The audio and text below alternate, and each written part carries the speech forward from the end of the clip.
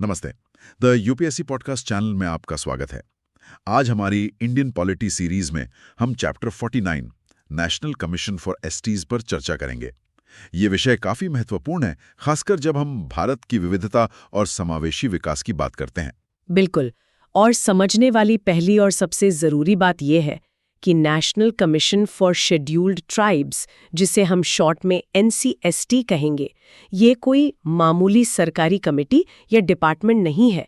ये constitutional body है। Constitutional body? अच्छा। हाँ, इसका मतलब है कि इसकी नींव, इसकी शक्ति सीधे भारत के संविधान से आती है। ये सरकार के रोजमर्रा के कामकाज या आदेशों पर निर्भर नहीं है, बल्कि संविधान ने इसे एक खास दर्जा और स्वायत्ता दी है। अच्छा, मतलब इसका जिक्र डायरेक्टली कॉन्स्टिट्यूशन में है, आर्टिकल 338A के तहत, जैसा कि हमारे सोर्सेज बताते हैं। ये बात अपने आप में इस कमीशन की अहमियत को रेखांकित करती है। ये दिखाता है कि संविधान बनाने वालों ने शेड्यूल्ड ट्राइब्स के हितों की सुरक्षा को कितनी प्रायोरिटी दी थी। एग्जैक्टली। आर्टिकल 338A इसे वो संवैधानिक कवच देता है। मतलब कि इसे बनाना या हटाना सरकार के लिए उतना आसान नहीं है जितना किसी साधारण कमेटी को बनाना या भंग करना होता है। इसके लिए बाकायदा कॉन्स्टिट्यूशनल अमेंडमेंट यानी संवैधानिक संशोधन की जरूरत पड़ती है। तो ये इसकी स्थिरता और इम्पोर्टेंस को दर्शाता है। दिलचस्प बात है। लेकिन हमारे सोर्सेज में यह भी लिखा है कि शुरू में तस्वीर कुछ अलग थी। पहले शेड्यूल्ड कास्ट्स यानी एससीज और शेड्यूल्ड ट्राइब्स यानी एसटीज के लिए एक ही संयुक्त कमीशन हुआ करता था। ये कैसे काम करता था फिर? हाँ, ये जानकारी बिल्कुल सही है। शुरुआत में 1990 में एक 65th कॉन्स्टिट्यूशनल अमेंडमेंट एक्ट पास हुआ, जो 1992 में लागू हुआ।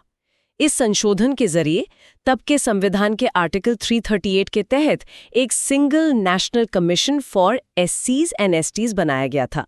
सोचिए, एक ही संस्था थी जो दोनों समुदायों के हितों की देखभाल के लिए जिम्मेदार थी। एक संयुक्त आयोग। तो उसका दायरा क्या था? क्या काम करता था वो कमीशन? उसका मुख्य काम था संविधान या किसी भी दूसरे कानून के तहत एससीज और एसटीज को जो भी लीगल सेफगार्ड्स यानी कानूनी सुरक्षा उपाय दिए गए हैं, उनकी निगरानी करना। ये देखना कि ये सेफगार्ड जमीन पर उतर रहे हैं या नहीं, क्या इनका इफेक्टिव इम्प्लीमेंटेशन हो रहा है, कहीं इन समुदायों के अधिकारों का उल्लंघन तो नहीं हो रहा। एक तरह से दोनों समुदायों के लिए संवैधानिक वॉचडॉग की तरह था वो। ओके, तो ये व्यवस्था कुछ सालों तक चली। फिर ऐसा क्या हुआ कि इस जॉइंट कमीशन को बांटने की जरूरत महसूस हुई? एसटीज के लिए एक अलग नेशनल कमीशन NCST बनाने के पीछे क्या सोच थी? जरूर कोई ठोस वजह रही होगी। बिल्कुल, और ये वजह बहुत महत्वपूर्ण है। सोर्सेज साफ तौर पर इशारा करते हैं कि शेड्यूल्ड ट्राइब्स भौगोलिक और सांस्कृतिक रूप से, मतलब geographically and culturally, scheduled caste से काफी अलग हैं। उनकी जीवन शैली, उनकी सामाजिक संरचना, उनकी परंपराएं, उनके रीति रिवाज और सबसे जरूरी उनकी समस्याएं और चुनौतियां भी एससीज की समस्याओं से काफी अलग होती हैं। हाँ, ये बात तो अनुभव से समझ आती है। जैसे मान लीजिए किसी शहर की दलित बस्ती की समस्याएं, जैसे सैनिटेशन, हाउसिंग या अनटचेबिलिटी के वो सटल फॉर्म्स, वो शायद किसी दूर दराज के जंगल या पहाड़ी इलाके में रहने वाले आदिवासी समुदाय की समस्याओं से बिल्कुल अलग होंगी। उनके मुद्दे शायद जमीन के अधिकार यानी लैंड राइट्स, जंगल पर निर्भरता, फॉरेस्ट डिपेंडेंसी, या फिर विस्थापन, displacement due to development projects, अपनी यूनिक कल्चरल आइडेंटिटी को बचाए रखने की चुनौती, इन सबसे ज्यादा जुड़े होंगे। है ना? बिल्कुल, आपने बिल्कुल सही नस पकड़ी है। यही भिन्नता, ये डिस्टिंक्टिवनेस महसूस की गई। ये लगने लगा कि एक ही आयोग, जिसकी कार्यशैली और समझ शायद मैदानी इलाकों या ज्यादा मेन स्ट्रीम समुदायों की समस्याओं पर केंद्रित थी, वो शायद दूर दराज के विविध आदिवासी समुदायों की यूनिक ज़रूरतों और चुनौतियों के साथ पूरा न्याय नहीं कर पा रहा था। उनके मुद्दे कहीं ना कहीं दब रहे थे या उन्हें वो स्पेसिफिक अटेंशन नहीं मिल पा रहा था जिसकी ज़रूरत थी। तो इस जरूरत को एड्रेस करने के लिए क्या कदम उठाया गया फिर? इसी जरूरत को एड्रेस करने के लिए 1999 में एक बड़ा कदम उठाया गया। एक पूरी तरह से नई dedicated ministry of tribal affairs बनाई गई। इसका एकमात्र उद्देश्य था शेड्यूल्ड ट्राइब्स के कल्याण, वेलफेयर और विकास, डेवलपमेंट पर ज्यादा केंद्रित और प्रभावी ढंग से काम करना। एक अलग मंत्रालय, ये तो काफी बड़ा पॉलिसी शिफ्ट था उस वक्त। हाँ, और इसके पीछे एक और व्यवहारिक कारण था। ये महसूस किया गया कि जो ministry of social justice and empowerment पहले से एससीज, ओबीसीज और अन्य वंचित वर्गों से जुड़े सारे काम देख रही थी, उसके लिए एडमिनिस्ट्रेटिवली फीजिबल नहीं था, यानी प्रशासनिक रूप से ये व्यवहारिक और कुशल नहीं था कि वो एसटीज के विशिष्ट और अक्सर जटिल मामलों को भी उतनी ही गहराई, संवेदनशीलता और विशेषज्ञता के साथ संभाले। काम का बोझ तो था ही, साथ ही काम की प्रकृति भी बहुत अलग थी। एसटीज के मामले अक्सर forest conservation act, land acquisition act, पीसा एक्ट जैसे कानूनों से जुड़े होते हैं, जिनकी अपनी अलग कॉम्प्लेक्सिटीज होती हैं। अच्छा, मतलब स्पेशलाइजेशन की जरूरत थी। जैसे एक ही अस्पताल में दिल के डॉक्टर अलग होते हैं, दिमाग के अलग और हड्डी के अलग। कुछ वैसा ही यहाँ भी महसूस हुआ कि एसटीज के मुद्दों को समझने और सुलझाने के लिए एक स्पेशलाइज्ड इंस्टीट्यूशनल मैकेनिज्म चाहिए। बहुत अच्छा एनालॉजी है, बिल्कुल। इसी सोच के साथ एसटीज के हितों की ज्यादा प्रभावी ढंग से रक्षा करने के लिए ये प्रस्ताव सामने आया कि मौजूदा संयुक्त आयोग को बाइफिकेट किया जाए, यानी 2 हिस्सों में बांटा जाए, और एसटीज के लिए एक पूरी तरह से स्वतंत्र और समर्पित नेशनल कमीशन बनाया जाए। और इस बाइफिकेशन को कानूनी जामा कैसे पहनाया गया? ये विभाजन हुआ कैसे फिर? कौन सा कानून? ये काम हुआ 89th कॉन्स्टिट्यूशनल अमेंडमेंट एक्ट 2003 के जरिए। ये कानून 19 फरवरी 2004 को लागू हुआ और इसने भारतीय संविधान में एक महत्वपूर्ण बदलाव किया। इसने मौजूदा आर्टिकल 338, जो संयुक्त आयोग से संबंधित था, उसमें संशोधन किया और खास तौर पर शेड्यूल्ड ट्राइब्स के लिए एक नया आर्टिकल 338A संविधान में जोड़ा। ये नया article 338A he national commission for scheduled tribes का संवैधानिक आधार बना। तो 2003 का 89वां संशोधन वो ऐतिहासिक मोड़ था जिसने एनसीएसटी को एक स्वतंत्र संवैधानिक पहचान दी, और ये 2004 में पूरी तरह से ऑपरेशनल हो गया। ये तो हुई इसके जन्म और अलग होने की कहानी। अब जरा इसके स्ट्रक्चर, इसकी बनावट पर गौर करते हैं। कौन लोग होते हैं इसमें, कैसे चुने जाते हैं, कितने समय के लिए? बिल्कुल, जैसा कि सोर्सेस बताते हैं, ये अलग एनसीएसटी 2004 में अस्तित्व में आया। इसके स्ट्रक्चर की बात करें तो ये एक कॉम्पैक्ट बॉडी है। इसमें एक चेयरपर्सन होते हैं, एक वाइस चेयरपर्सन और 3 अन्य मेंबर्स होते हैं, यानी कुल मिलाकर 5 सदस्य। 5 सदस्य, चेयरपर्सन, वाइस चेयरपर्सन और 3 मेंबर्स। अच्छा, ये संख्या शायद इसे फोकस्ड और एजाइल रखने में मदद करती होगी। इनकी नियुक्ति कौन करता है, प्रधानमंत्री या कोई कमिटी? नहीं, इनकी नियुक्ति भारत के राष्ट्रपति, प्रेसिडेंट द्वारा की जाती है। और सोर्स में खास फ्रेज का इस्तेमाल हुआ है जिसका जिक्र करना जरूरी है, by warrant under his hand and seal. ये कोई साधारण नियुक्ति प्रक्रिया नहीं है। इसका मतलब है कि ये नियुक्ति सीधे राष्ट्रपति के अधिकार और उनकी मोहर के तहत होती है। ये फ्रेज आमतौर पर बहुत उच्च संवैधानिक पदों जैसे सुप्रीम कोर्ट जजेस या गवर्नर्स की नियुक्ति के लिए इस्तेमाल होता है। ये एनसीएसटी और उसके सदस्यों के पद की गरिमा, स्वतंत्रता और महत्व को दर्शाता है। Warrant under hand and seal. अच्छा, ये वाकई इसे एक विशेष दर्जा देता है। इससे पता चलता है कि कमीशन को कितनी ऑटोनॉमी और इम्पोर्टेंस दी गई है। ये कार्यपालिका के सीधे नियंत्रण से कुछ हद तक स्वतंत्र है। अच्छा, इनका कार्यकाल कितना होता है? क्या ये जीवन भर सदस्य रहते हैं? नहीं, इनका कार्यकाल निश्चित होता है।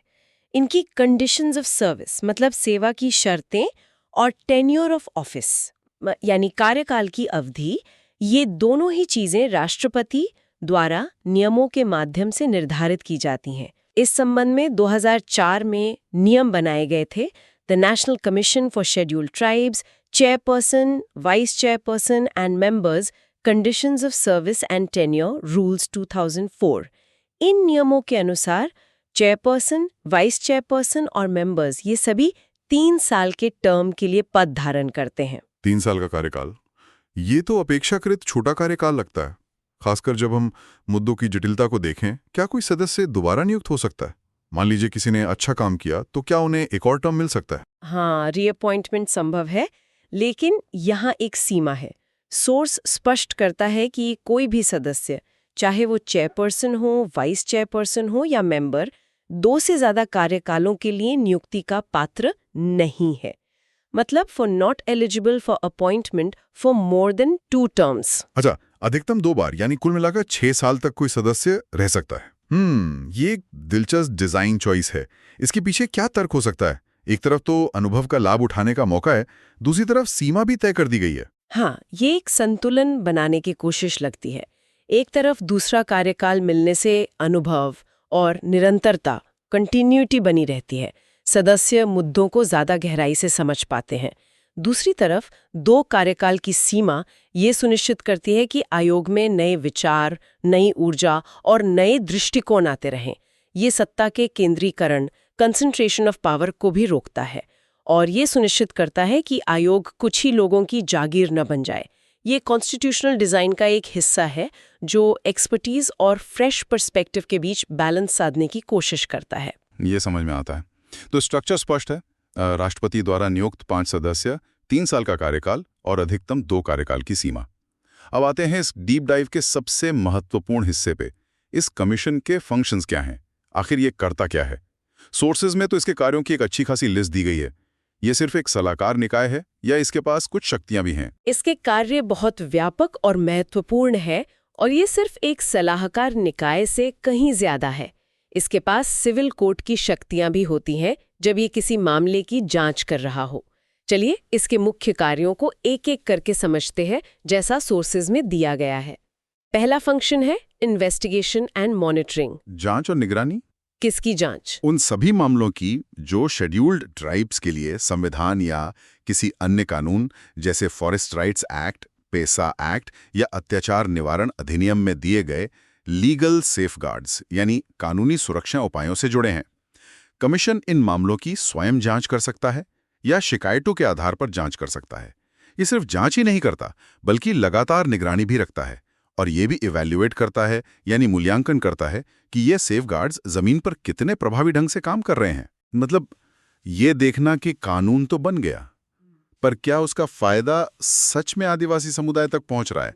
जैसे सोर्स बताता है कि ये इवैल्यूएट करता है कि सेफगार्ड्स कितने इफेक्टिव हैं।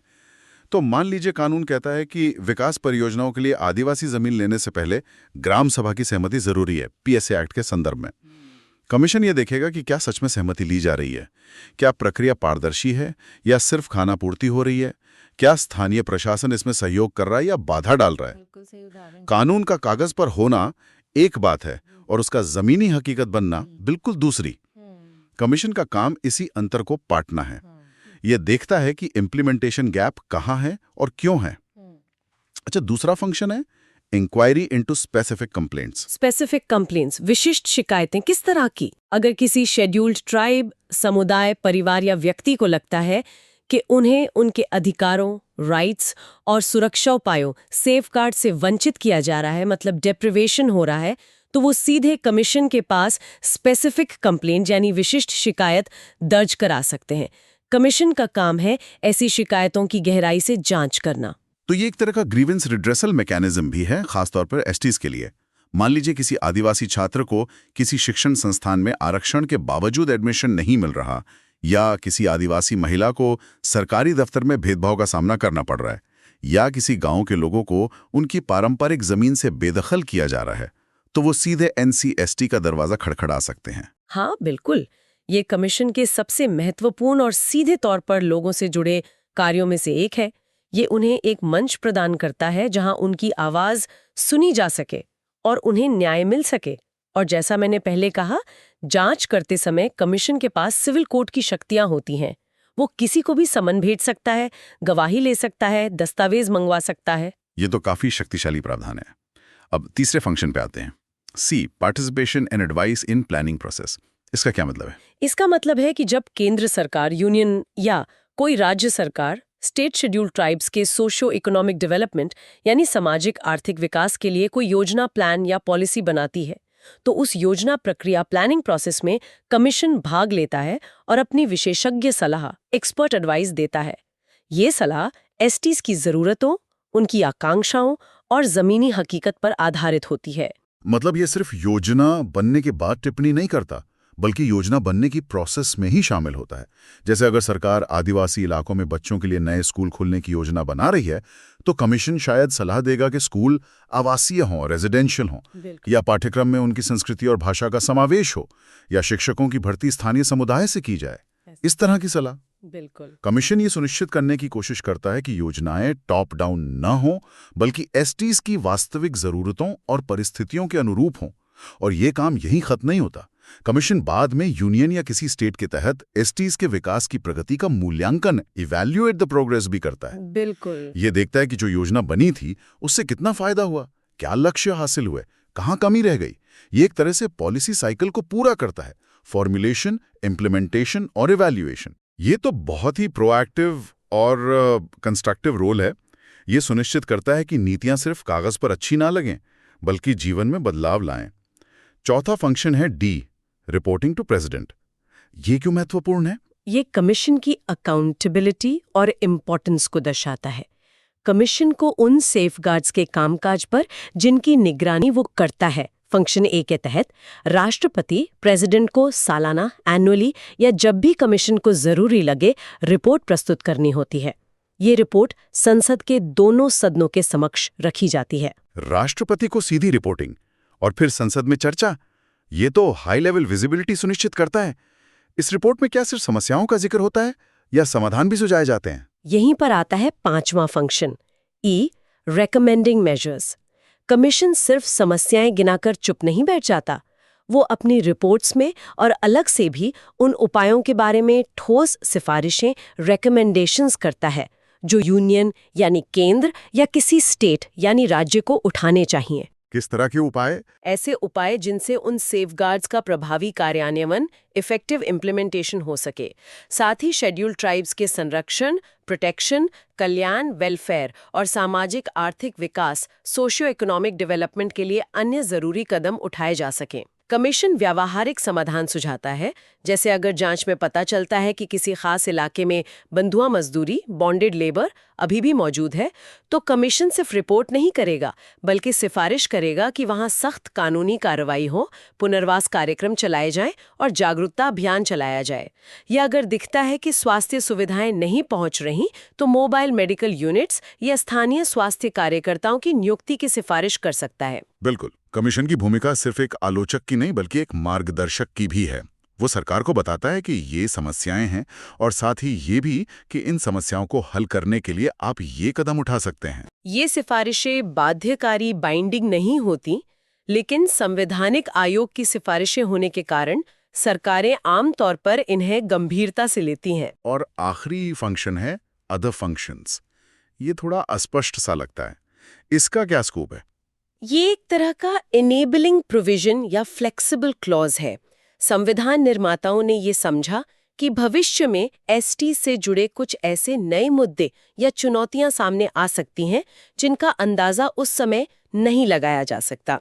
इसलिए ये प्रोविजन राष्ट्रपति को ये शक्ति देता है कि वो समय समय पर एसटीज के संरक्षण, कल्याण, विकास और उन्नति, protection, welfare and development and advancement से संबंधित ऐसे अन्य कार्य भी कमीशन को सौंप सकें जो संविधान में सीधे तौर पर लिस्ट नहीं किए गए हैं, लेकिन जिनकी जरूरत महसूस हो। मतलब ये कमीशन को भविष्य की जरूरतों के हिसाब से अडैप्ट करने की क्षमता देता है। जैसे मान लीजिए कल को क्लाइमेट चेंज का असर आदिवासी समुदायों पर बहुत ज्यादा पड़ता है जी। या डिजिटल डिवाइड उनके विकास में बाधा बनता है, तो राष्ट्रपति इस क्लॉज का इस्तेमाल करके कमीशन को इन नए क्षेत्रों में भी काम करने की जिम्मेदारी दे सकते हैं। थ्योरेटिकली यस, ये क्लॉज कमीशन के दायरे को जरूरत के हिसाब से बढ़ाने की गुंजाइश देता है, बिना हर बार संविधान संशोधन किए। ये कमीशन को डायनामिक और रेलेवेंट बनाए रखने में मदद करता है। तो संक्षिप्त में देखें तो एनसीएसटी के कार्य बहुआयामी है। ये एक प्रहरी, वॉचडॉग है, एक अन्वेषक, इन्वेस्टिगेटर है, एक सलाहकार, एडवाइजर है, एक मूल्यांकनकर्ता, इवैल्यूएटर है और जरूरतमंदों के लिए एक शिकायत निवारण मंच, ग्रीवेंस रिड्रेसल फोरम भी है।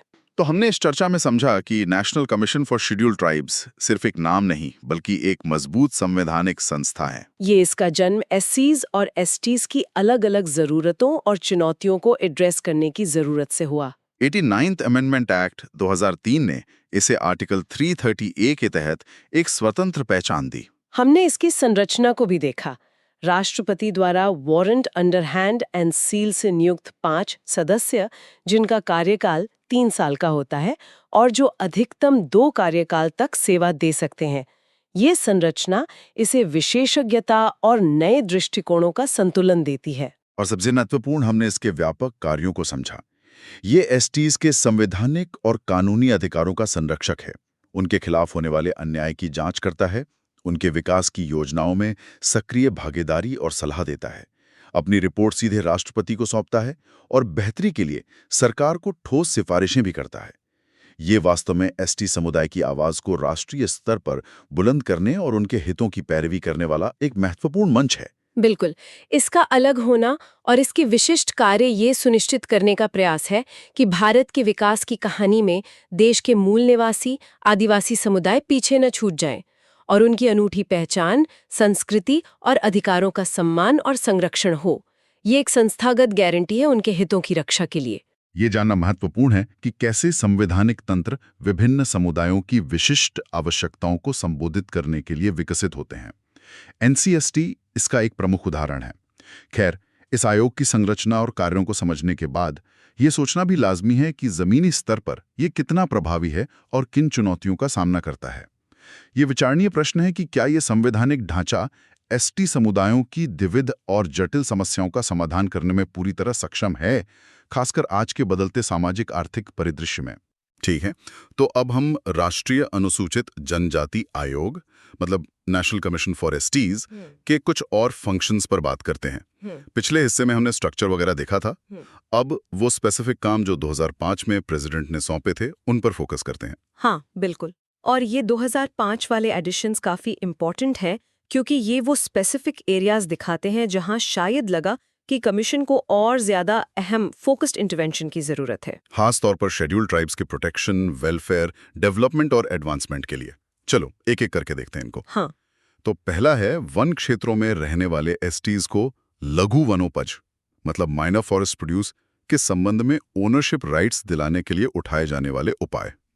माइनर फॉरेस्ट प्रोड्यूस, यार ये क्या होता है एग्जैक्टली? मतलब लकड़ी के अलावा सब कुछ? हाँ, मोटे तौर पर वही, जैसे तेंदुपत्ता हो गया जिससे बीड़ी बनती है, महुआ के फूल, शहद, बांस, जड़ी बूटियां, गोंद, लाख, बहुत लंबी लिस्ट है। और ये उनकी लाइवलीहुड के लिए, मतलब आप सोचिए कई कम्युनिटीज के लिए तो ये इकलौता कैश इनकम का सोर्स होता है। ओह अच्छा। तो ओनरशिप राइट्स का मतलब है कि लीगली ये मानना कि इन चीजों को कलेक्ट करने, यूज करने, बेचने का पहला हक उनका है। इससे होता ये है कि वो जो मिडिल मैन होते हैं ना, बिचौलिए या फॉरेस्ट डिपार्टमेंट के कुछ लोग, उनके एक्सप्लॉइटेशन से बच जाते हैं। वो बहुत कम दाम देते हैं अक्सर। हाँ, ये तो सुना है। राइट। ओनरशिप राइट से उनकी बार्गेनिंग पावर बढ़ती है, मार्केट तक सीधी पहुंच बन सकती है। फॉरेस्ट राइट्स एक्ट 2006 ने कोशिश तो की थी इस दिशा में, पर उसे जमीन पर लागू करवाना ये कमीशन का एक बड़ा काम है। समझ गया। बिल्कुल जैसे अपने बगीचे की सब्जी पर अपना हक होता है, वैसा ही कुछ। एग्जैक्टली। उनके पारंपरिक संसाधन है वो। ठीक है, अगला पॉइंट भी जुड़ा हुआ लगता है। कानून के अनुसार एज पर लॉ खनिज संसाधन, जल संसाधन वगैरह पर आदिवासी समुदायों की राइट्स को सेफगार्ड करने के उपाय। ये एज पर लॉ पर इतना जोर क्यों? बहुत जरूरी है ये एज पर लॉ वाला पार्ट, क्योंकि अक्सर हम देखते हैं डेवलपमेंट प्रोजेक्ट्स के नाम पर माइनिंग के लिए ट्राइबल एरियाज में संसाधनों का, आप कह सकते हैं, हनन होता है। हाँ, ये तो होता है, बड़े प्रोजेक्ट्स आते हैं तो। बिल्कुल। अब देखिए, कानून तो है, फॉरेस्ट राइट्स एक्ट है, पीसा एक्ट है, लैंड एक्विजिशन एक्ट भी है, जिसमें सोशल इम्पैक्ट असेसमेंट और कंसेंट की बात है। ये सब ट्राइबल राइट्स को प्रोटेक्ट करते हैं, पर सवाल इम्प्लीमेंटेशन का है। सेफगार्ड का मतलब है कि उनके जो मौजूदा अधिकार हैं उनको प्रोटेक्ट करना, छीना ना जाए। और अगर मान लीजिए रिसोर्स एक्सट्रैक्शन जरूरी है भी, तो कानून कहता है कि भाई उनकी free, prior and informed consent लो, मतलब बिना दबाव, पूरी जानकारी देकर सहमति, प्रॉपर कॉम्पेंसेशन दो, रीसेटलमेंट, रिहेबिलिटेशन ढंग से करो, प्रोजेक्ट बेनिफिट्स में उनकी हिस्सेदारी हो। अच्छा, ये सब होना चाहिए लीगली? हाँ, और कमीशन का काम ये देखना है कि ये सारी लीगल प्रोसेसेस फॉलो हो रही हैं या नहीं। यहीं पर तो कॉन्फ्लिक्ट होता है ज्यादातर। सरकार कहती है डेवलपमेंट, कम्युनिटी कहती है हमारी जमीन, हमारा जंगल, हमारा पानी। हाँ, मुश्किल सिचुएशन है। बिल्कुल। कमीशन को यही बैलेंस बनाना होता है, कानून के दायरे में ट्राइबल्स के हक की बात करनी होती है। तो मतलब कमीशन एक तरह से वॉचडॉग भी है और एडवोकेट भी। सही। ये दोनों पॉइंट्स ओनरशिप राइट्स और रिसोर्स राइट्स वाले सीधे सीधे उनकी इकोनॉमिक सर्वाइवल से जुड़े हैं। स्ट्रेटजीज मतलब जो चल सके लंबे समय तक, सिर्फ ट्रेडिशनल चीजों पे डिपेंड ना रहें, जैसे हम लोग सोचते हैं ना, साइड इनकम हो कुछ। हाँ, बिल्कुल वैसा ही समझ लीजिए। देखिए, ट्रेडिशनल लाइवलीहुड्स जैसे खेती है या माइनर फॉरेस्ट प्रोड्यूस कलेक्शन है, वो इम्पॉर्टेंट हैं, उन्हें सपोर्ट करना है। पर क्या वो अकेले आज की ज़रूरतें पूरी कर पा रहे हैं? क्या वो उन्हें गरीबी से बाहर निकाल पा रहे हैं? शायद नहीं, कई मामलों में। इसीलिए मोर वायबल स्ट्रैटेजीज की बात है। वायबल मतलब जो सस्टेनेबल हो और सिर्फ गुजारा ना कराए, बल्कि इनकम और क्वालिटी ऑफ लाइफ सुधारें। क्या हो सकता है इसमें? जैसे बहुत कुछ। सस्टेनेबल एग्रीकल्चर टेक्निक्स सिखाना, जैसे ऑर्गेनिक फार्मिंग, उनके हैंडीक्राफ्ट्स या फॉरेस्ट प्रोड्यूस की प्रोसेसिंग और मार्केटिंग में मदद करना। मान लीजिए आंवला उगाते हैं तो उसका मुरब्बा या कैंडी बनाकर बेचने में मदद। एनिमल हस्बेंड्री हो सकती है, स्किल डेवलपमेंट प्रोग्राम्स ताकि नॉन फार्म जॉब्स मिल सकें, या जहां हो सके community based eco tourism. Point ये है कि उनकी इकोनॉमिक बेस को डाइवर्सिफाई करना। Okay, make sense. लेकिन डेवलपमेंट की बात आती है तो डिस्प्लेसमेंट का मुद्दा भी आता है। जो अगला पॉइंट है, विकास परियोजनाओं के कारण डिस्प्लेस हुए आदिवासी समूहों के लिए रिलीफ और रिहैबिलिटेशन उपायों की एफिकेसी, मतलब प्रभावशीलता में सुधार के उपाय। यार, ये डिस्प्लेसमेंट तो बहुत बड़ी प्रॉब्लम है ट्राइबल्स के लिए। है, बिल्कुल है, नो डाउट। बहुत पेनफुल रियलिटी है ये। बड़े बांध, माइंस, इंडस्ट्रीज, यहाँ तक कि वाइल्ड लाइफ सैंक्चुरीज के लिए भी जमीन चाहिए होती है। और वो जमीन अक्सर ट्राइबल होमलैंड्स होती हैं। और डिस्प्लेसमेंट का मतलब सिर्फ घर या जमीन खोना नहीं होता, उनकी पूरी कम्युनिटी बिखर जाती है, सोशल फैब्रिक टूटता है, कल्चर पर असर पड़ता है, लाइवलीहुड चला जाता है। और जो रिलीफ एंड रिहैबिलिटेशन पैकेज मिलता है वो अक्सर या तो कम होता है या ठीक से इम्प्लीमेंट नहीं होता। कॉम्पेंसेशन कम, नई जगह जमीन खराब, पानी बिजली स्कूल नहीं, पुरानी स्किल्स नई जगह काम नहीं आती, अनगिनत समस्याएं हैं। सही में। तो कमीशन का काम है इन आर मेजर्स की एफिकेसी, मतलब प्रभावशीलता को इम्प्रूव करना।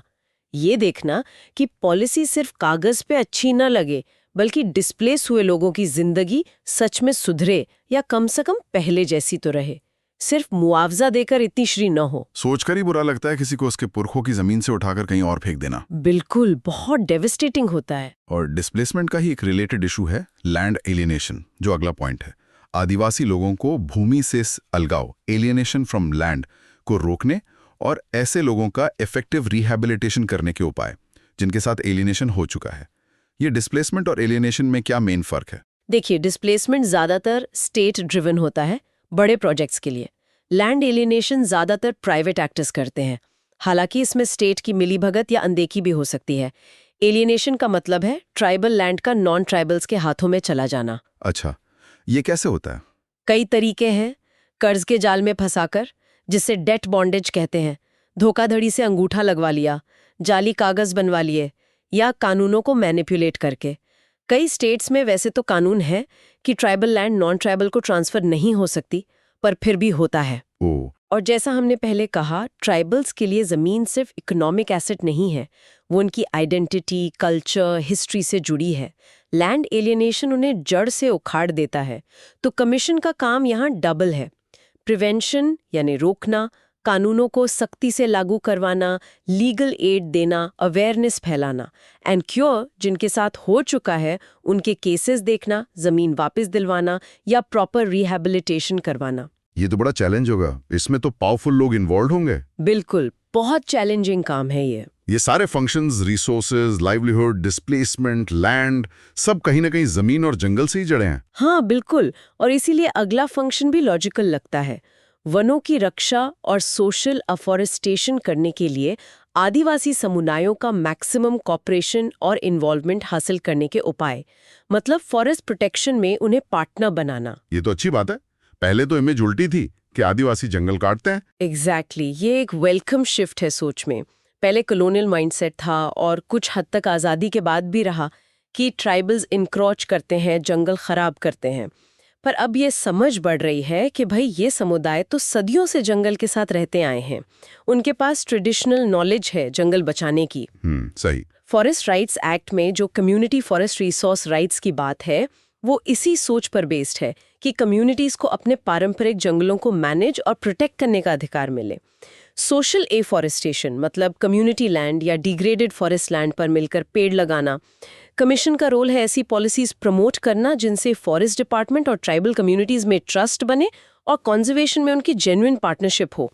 उनका कोऑपरेशन जरूरी है क्योंकि वो लोकल रियलिटी समझते हैं। हाँ, ये मतलब है, ये टॉप डाउन अप्रोच से हटकर बॉटम अप अप्रोच है। बिल्कुल, पार्टिसिपेटरी कंजर्वेशन। ये सुनकर अच्छा लगा। अच्छा, अब आते हैं गवर्नेंस पे। अगला फंक्शन है पंचायत अनुसूचित क्षेत्रों तक विस्तार अधिनियम 1996 यानी पेसा एक्ट के प्रोविजंस का फुल इम्प्लीमेंटेशन सुनिश्चित करने के उपाय। ये पेसा क्या चीज़ है, जरा बताओगे संक्षिप्त में? पेसा 1996 एक बहुत ही लैंडमार्क कानून है। इसने कॉन्स्टिट्यूशन के 73rd अमेंडमेंट जो पंचायती राज से जुड़ा है उसके प्रोविजंस को कुछ बदलावों के साथ 5th शेड्यूल एरियाज यानी ट्राइबल मेजॉरिटी वाले इलाकों में लागू किया। इसका कोर आइडिया है ट्राइबल एरियाज में जो ट्रेडिशनल ग्राम सभा है उसे एम्पावर करना, उसे असली सेल्फ गवर्नेंस की पावर देना। अच्छा, क्या पावर्स?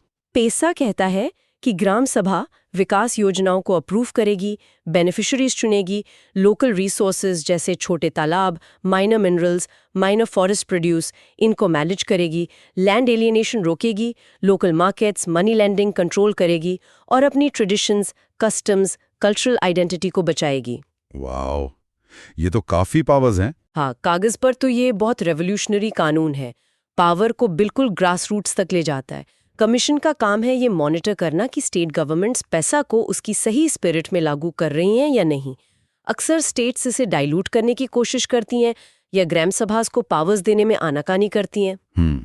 कमीशन इस पर नजर रखता है, मतलब? हाँ, प्रेशर बनाता है। इंटरेस्टिंग। अगर पैसा ठीक से लागू हो जाए तो शायद कई प्रॉब्लम सॉल्व हो सकती हैं। पोटेंशियल तो बहुत है। अब जो आखिरी फंक्शन 2005 में जोड़ा गया वो थोड़ा कंट्रोवर्शियल कह सकते हैं। कौन सा? Measures to be taken to reduce and ultimately eliminate the practice of shifting cultivation by tribals. मतलब स्थानांतरी कृषि जिसे नॉर्थ ईस्ट में झूम कहते हैं उसे कम या खत्म करना। झूम कल्टीवेशन को खत्म करना। हाँ, पर वो तो कई कम्युनिटीज की ट्रेडिशन का हिस्सा है। फैलो पीरियड यानी जमीन को खाली छोड़ने का समय कम हो गया है। अच्छा, ये लॉजिक है सोर्स का। हाँ, तो कमीशन का मैंडेट है इसे कम करने या खत्म करने के उपाय खोजना, जैसे सेटल्ड एग्रीकल्चर या दूसरे लाइवलीहुड्स प्रमोट करना। लेकिन जैसा तुमने कहा, ये कॉम्प्लेक्स इशू है। कई लोग मानते हैं कि ट्रेडिशनल झूम साइकिल सस्टेनेबल थे। ये डिग्रेडेशन तो हाल के प्रेशर्स का नतीजा है और ये सिर्फ खेती नहीं, कल्चर का हिस्सा है। तो इसे हैंडल करने में सेंसिटिविटी चाहिए। सोर्स का फोकस नेगेटिव इम्पैक्ट्स पर है और कमीशन को उसी दिशा में काम करने को कहा गया है। ओके, तो ये थे कमीशन के कुछ और स्पेसिफिक फंक्शंस। मतलब काफी वाइड रेंज है, रिसोर्स राइट्स से लेकर livelihood, rehabilitation, governance, cultural practices, सब कुछ। अब सवाल यह है कि कमीशन ये सब काम करके जो फाइंडिंग्स निकालता है, रिकमेंडेशंस देता है, उनका होता क्या है? सरकार तक बात पहुंचती कैसे है? एक्शन होता है या नहीं? ये रिपोर्ट वाले सेक्शन में होगा शायद। बिल्कुल, अकाउंटेबिलिटी मैकेनिज्म बहुत ज़रूरी है। तो कमीशन एक एनुअल रिपोर्ट तैयार करता है जो प्रेसिडेंट को सबमिट की जाती है। अगर कोई अर्जेंट मामला हो तो बीच में भी रिपोर्ट दे सकता है। और प्रेसिडेंट उस रिपोर्ट का क्या करते हैं? प्रेसिडेंट उसे पार्लियामेंट के दोनों हाउसेस मतलब लोकसभा और राज्यसभा के सामने रखवाते हैं। और सिर्फ रिपोर्ट नहीं, उसके साथ एक मेमोरेंडम भी होता है। मेमोरेंडम? उसमें क्या होता है? उसमें सरकार बताती है कि कमीशन की रिकमेंडेशंस पर क्या एक्शन लिया गया है। एक्शन टेकन रिपोर्ट एक तरह से। अच्छा, और अगर सरकार ने कोई रिकमेंडेशन नहीं मानी तो? क्या वो बस बता देते हैं कि नहीं मानी? नहीं, यही तो खास बात है। अगर कोई रिकमेंडेशन एक्सेप्ट नहीं की है तो उन्हें उस मेमोरेंडम में उसका रीजन बताना पड़ता है। Reasons for non acceptance. अरे वाह, ये तो बढ़िया है अकाउंटेबिलिटी के लिए। हाँ, ट्रांसपेरेंसी रहती है। पार्लियामेंट को, पब्लिक को पता चलता है कि कमीशन की सलाह को कितनी सीरियसली लिया गया। सरकार पर प्रेशर भी बनता है। सही है, जैसे असाइनमेंट पर फीडबैक मिलता है वैसा कुछ। हाँ, बिल्कुल। और अगर मामला किसी स्टेट गवर्नमेंट से जुड़ा हो तो प्रेसिडेंट उस रिपोर्ट को या उसके रेलेवेंट हिस्से को उस स्टेट के गवर्नर को भेजते हैं। फिर गवर्नर उसे स्टेट लेजिस्लेचर के सामने रखवाते हैं। उसी तरह के मेमोरेंडम के साथ स्टेट गवर्नमेंट को भी बताना पड़ता है कि क्या एक्शन लिया और क्यों कोई रिकमेंडेशन नहीं मानी। मतलब सेंट्रल और स्टेट दोनों लेवल्स पर अकाउंटेबिलिटी है। हाँ, प्रोसेस तो है, ठीक है। तो रिपोर्टिंग का प्रोसेस तो काफ़ी सॉलिड लगता है। अब आते हैं कमीशन की पावर्स पर। भाई इतने सारे फंक्शंस हैं, इन्वेस्टिगेशन करनी है, तो पावर्स तो चाहिए ही होंगी। जाहिर है, बिना पावर्स के तो कमीशन बस एक एडवाइजरी बॉडी रह जाता। कॉन्स्टिट्यूशन ने पावर्स दी हैं। पहली बात, कमीशन को अपनी प्रोसीजर खुद रेगुलेट करने की पावर है। मतलब अपने काम करने का तरीका, रूल्स वगैरह वो खुद तय कर सकता है। ऑपरेशनल ऑटोनॉमी है। और इन्वेस्टिगेशन के लिए, जैसे वो लैंड एलियनेशन वाला मामला था या कोई और शिकायत आई, तब उस समय कमीशन के पास सिविल कोर्ट की सारी पावर्स होती हैं जब वो कोई सूट ट्राई कर रहा हो। सिविल कोर्ट की पावर्स मतलब स्पेसिफिकली भारत में कहीं से भी किसी को सम्मन करना यानी बुलाना और हाजिर करवाना, और ओथ पर एग्जामिन करना यानी शपथ दिलाकर पूछताछ करना, ओह, और डॉक्यूमेंट्स की एग्जामिनेशन के लिए समन्स जारी करना। अरे बाप रे, ये तो सच में पूरी इन्वेस्टिगेशन एजेंसी वाली पावर्स हैं। किसी को भी बुला सकते हैं, पूछताछ कर सकते हैं, सबूत मांग सकते हैं। क्वासी जुडिशियल पावर्स कहते हैं ना इन्हें। एग्जैक्टली, क्वाजी जुडिशियल पावर्स मतलब अदालत जैसी शक्तियां हैं जांच के लिए, पर ये सजा नहीं सुनाती। ये जांच करके सच सामने लाती है और रिकमेंडेशंस देती है। और ये पावर्स जरूरी हैं। मान लो किसी कम्युनिटी ने शिकायत की कि फैक्ट्री का पोल्यूशन उनके खेतों में आ रहा है, तो कमीशन फैक्ट्री मालिक को बुला सकता है, पोल्यूशन बोर्ड से रिकॉर्ड्स मांग सकता है, एक्सपर्ट से जांच करवा सकता है। इन पावर्स के बिना ये सब कैसे होगा? सही बात है। इसमें एक और पॉइंट है, कोई अन्य मामला जो राष्ट्रपति निर्धारित करें। ये थोड़ा ओपन एंडेड सा है। हाँ, ये फ्लेक्सिबिलिटी के लिए है। अगर भविष्य में कोई नई सिचुएशन आए जहां प्रेसिडेंट को लगे कि एसटीज के हितों के लिए कमीशन को कुछ और पावर्स देनी चाहिए, तो वो रूल्स के जरिए दे सकते हैं। फ्यूचर प्रूफिंग जैसा है। Got it. और आखिर में एक बहुत इंपॉर्टेंट पावर लगती है मुझे। केंद्र और राज्य सरकारों के लिए ये जरूरी है कि वो एसटीज को अफेक्ट करने वाले सभी मेजर पॉलिसी मैटर्स पर कमीशन से कंसल्ट करें। रिक्वायर्ड टू कंसल्ट मतलब कंपल्सरी है, ऑप्शनल नहीं। यस, इट इज मैंडेटरी, बाध्यकारी है। और ये कमीशन की सबसे इम्पैक्टफुल पावर्स में से एक है मेरे हिसाब से। कैसे? इसका मतलब है कि सरकार चाहे सेंटर हो या स्टेट, जब भी एसटीज को अफेक्ट करने वाला कोई बड़ा पॉलिसी डिसीजन ले रही हो, कोई नया कानून, बड़ी योजना, पॉलिसी में बदलाव, तो उसे फाइनलाइज करने से पहले कमीशन से कंसल्ट करना ही होगा। ओहो, पहले पूछना पड़ेगा। हाँ, ये एक तरह का प्रीएम्प्टिव चेक है। पॉलिसी बनाने वालों को ट्राइबल पर्सपेक्टिव, उनके पोटेंशियल इम्पैक्ट्स पॉजिटिव या नेगेटिव को कंसिडर करना पड़ेगा। कमीशन अपनी एक्सपर्टीज दे सकता है, बता सकता है कि कहाँ गड़बड़ हो सकती है। ये इंश्योर करता है कि एसटीज की आवाज़ पॉलिसी मेकिंग टेबल पर सुनी जाए, न कि पॉलिसी बनने के बाद सिर्फ उसके नतीजे भुगतने पड़े। वाह, ये कंसल्टेशन वाली पावर तो वाकई बहुत अहम है। ये कमीशन को रिएक्टिव से ज्यादा प्रोएक्टिव रोल देती है। एब्सोल्युटली, ये कमीशन के मैंडेट का कोर है, to be the voice and guardian of the scheduled tribes at the highest levels. तो आज हमने एनसीएसटी के एडिशनल फंक्शंस, रिपोर्टिंग मैकेनिज्म और पावर्स को काफी डिटेल में समझा। ये दिखाता है कि संवैधानिक तौर पर एसटीज के अधिकारों और विकास के लिए एक मजबूत संस्था बनाने की कोशिश तो की गई है। हाँ, स्ट्रक्चर तो काफी कॉम्प्रिहेंसिव है। पर एक सवाल मन में आता है कि इतने सारे संवैधानिक प्रोटेक्शंस, पावर्स, प्रोसेसेस के बावजूद जमीनी हकीकत कितनी बदली है? इन शक्तियों का असल असर कितना रहा है? और वो कौन सी बाधाएं हैं जो शायद कमीशन को और ज्यादा इफेक्टिव होने से रोकती हैं? ये सोचने वाली बात है। बिल्कुल, इम्प्लीमेंटेशन और इफेक्टिवनेस हमेशा की क्वेश्चंस रहती हैं किसी भी संस्था के लिए। खैर, ठीक है। तो हमें उम्मीद है कि आपको भारतीय राजनीति, इंडियन पॉलिटी के अध्याय 49 नेशनल कमीशन फॉर एसटीज पर हमारी आज की ये चर्चा पसंद आई होगी। यूपीएससी विषयों पर ऐसी और गहरी चर्चाओं के लिए द यूपीएससी पॉडकास्ट चैनल को सब्सक्राइब करें। धन्यवाद। जय हिंद।